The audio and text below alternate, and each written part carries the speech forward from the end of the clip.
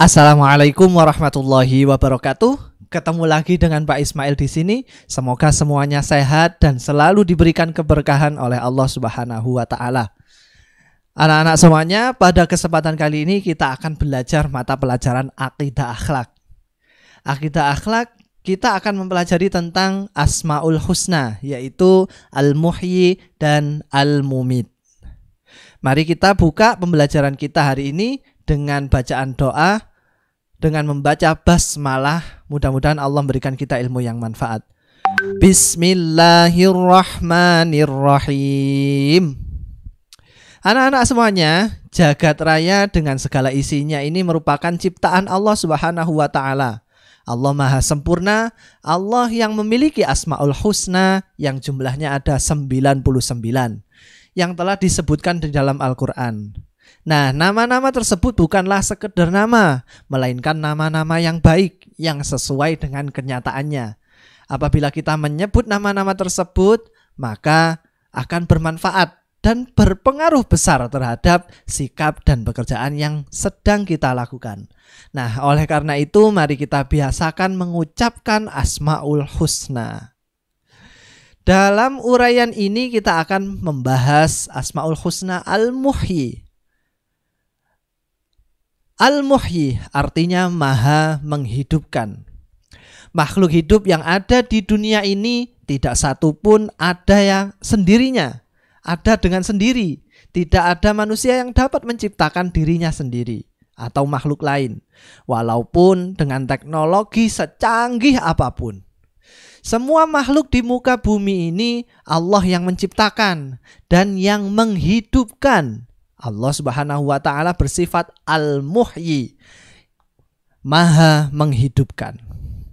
Sifat Allah Al-Muhyi mengingatkan kepada kita bahwa Allah Subhanahu wa taala memberikan kehidupan kepada segala sesuatu yang tidak berkehidupan. Nah, manusia tidak bisa hidup tanpa kehendak dan kuasa dari Allah.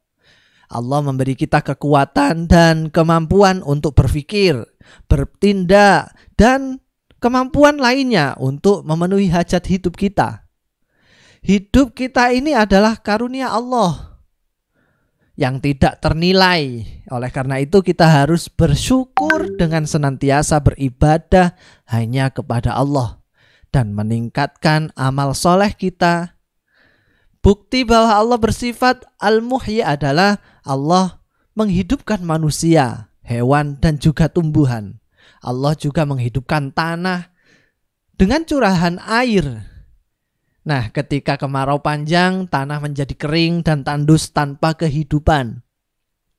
Setelah Allah menurunkan hujan, tumbuhlah segala macam tumbuh-tumbuhan dan bermekaran warna-warni bunga yang indah. Juga berbagai buah-buahan yang disediakan untuk kehidupan makhluk, termasuk kita manusia. Itu artinya Allah telah menghidupkan tumbuhan yang mati. Nah, setelah mengenal sifat Allah Al-Muhyi, ada beberapa hikmah atau manfaat yang dapat kita ambil contoh untuk bersikap sesuai dengan tuntunan agama. Beberapa hikmah dari mengenal Asmaul Husna Al-Muhyi. Yang pertama adalah memahami kehidupan secara hakiki. Artinya memahami tujuan hidup kita adalah untuk mencapai ridha Allah dengan meluruskan niat dan mengerti tugas hidup adalah beribadah dan memakmurkan bumi. Yang kedua, kita harus memelihara kelangsungan hidup sesama manusia. Ya, kita harus dapat memberi makna terhadap kehidupan. Keberadaan hidup kita harus dapat memberi manfaat kepada orang lain. Berbagai cara dapat kita lakukan untuk berbuat baik kepada sesama. Misalnya melalui ucapan, terus kemudian berupa pemikiran-pemikiran yang dapat membantu menyelesaikan masalah seseorang, atau tenaga dan harta yang dapat meringankan beban orang lain, dan juga masih banyak yang dapat kita lakukan untuk memberi manfaat kepada sesama. Kemudian hikmah selanjutnya, tidak berputus asa jika mengalami kegagalan. Dengan memahami makna sifat Allah Al-Muhyi, maka akan sadar bahwa Allah akan menghidupkan atau memberikan kemudahan kepada hambanya yang mengalami kegagalan. Nah, itulah Al-Muhyi, Maha menghidupkan. Sekarang Al-Mumit. Al-Mumit, Allah bersifat Al-Mumit, artinya Allah Maha mematikan. Semua makhluk hidup akan mengalami kematian. Sebagaimana firman Allah dalam Al-Quran surat Al-Ankabut ayat 57, yang artinya tiap-tiap yang bernyawa akan merasakan mati.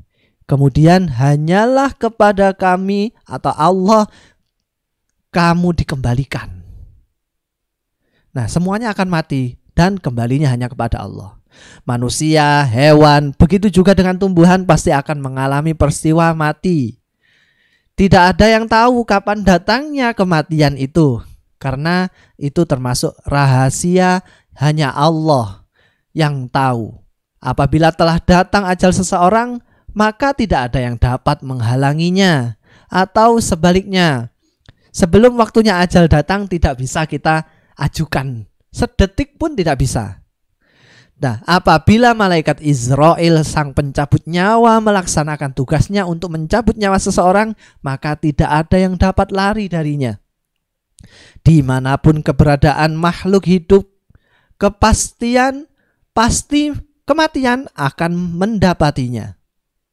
Kematian pasti akan mendapatinya.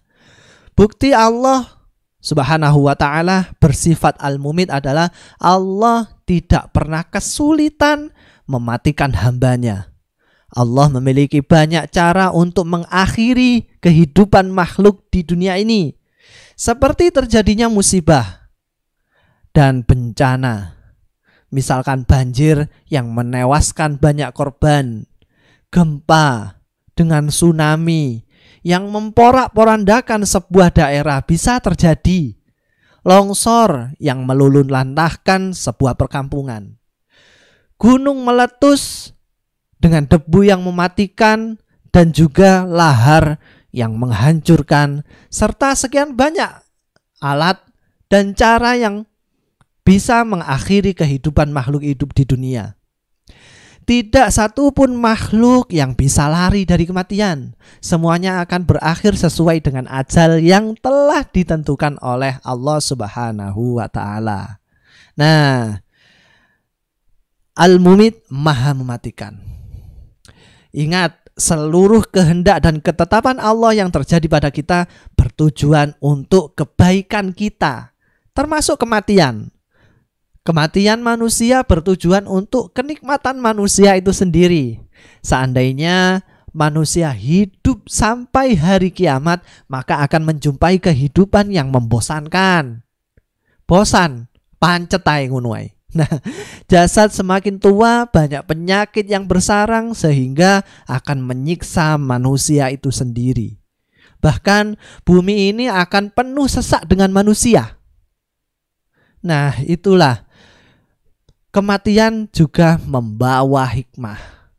Di antara hikmah mengenal sifat Allah Al-Mumit, Maha mematikan, adalah pertama, mengekang hawa nafsu supaya tidak melanggar larangan-larangan Allah Subhanahu wa ta'ala.